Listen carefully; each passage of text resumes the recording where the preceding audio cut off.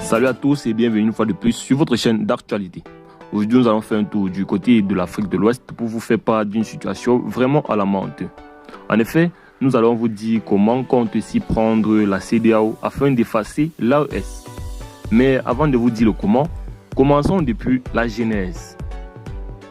Le retrait inattendu du Burkina Faso, du Mali et du Niger de la CEDEAO le 28 janvier 2024 a déclenché un sommet extraordinaire des chefs d'État tenu le 24 février 2024.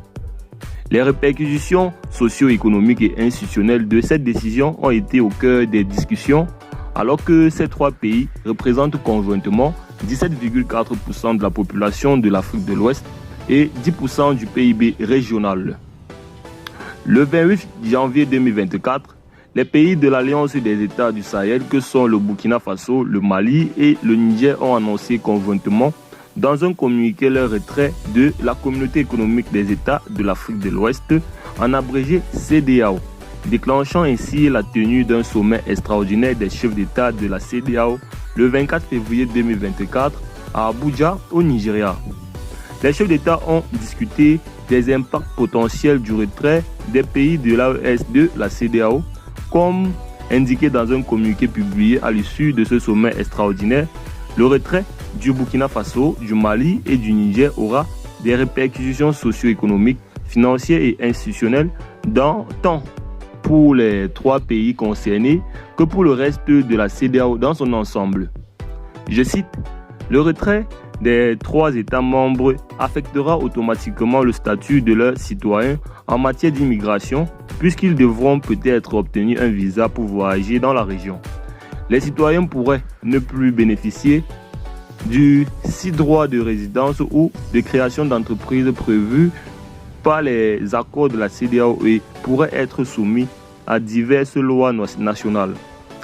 Les trois pays cesseront d'utiliser le passeport, la carte d'identité nationale biométrique de la CEDEAO et l'assurance automobile carte brune de la CEDEAO à l'échelle de la région. » Fin de citation.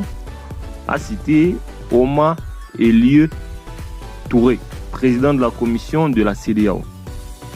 Selon le communiqué, le retrait des trois pays de l'Alliance des États du Sahel de la CEDEAO pourrait avoir des conséquences financières et économiques négatives, notamment au niveau du commerce intracommunautaire et pourrait compromettre certains projets de la CEDEAO. En effet, le Mali, le Burkina Faso et le Niger représentent ensemble 17,4% de la population de l'Afrique de l'Ouest ainsi que 10% du PIB de la sous-région.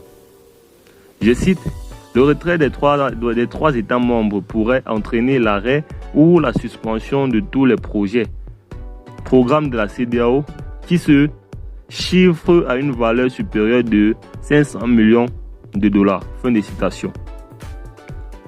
A cité Omar Elieu Touré, président de la commission de la CEDEAO.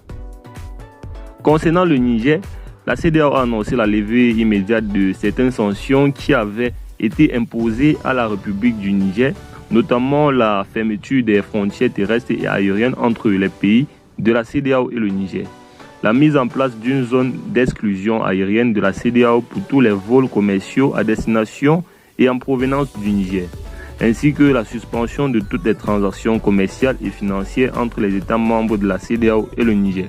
Et bien les amis, c'est tout pour cette petite note. N'oubliez pas de nous laisser vos impressions en commentaire et on se dit à très bientôt pour de nouvelles actualités.